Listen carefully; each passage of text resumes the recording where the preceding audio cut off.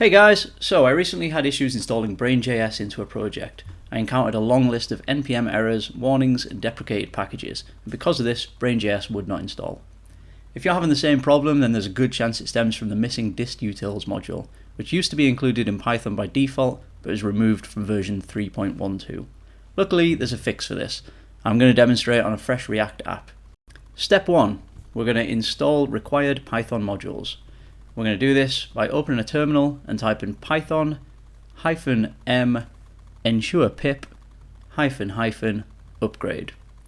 We'll then use the next command python -m pip install setuptools. Step 2. Once the required Python modules are installed, you can then proceed with installing BrainJS, and we'll do this with npm install brain.js. You might still notice some warnings pop up highlighting deprecated dependencies, but these are from tools used internally by BrainJS and they shouldn't impact any functionality. Then that's it. BrainJS package should now be installed without any errors. If you found this guide helpful, then please don't forget to like and subscribe for more tutorials.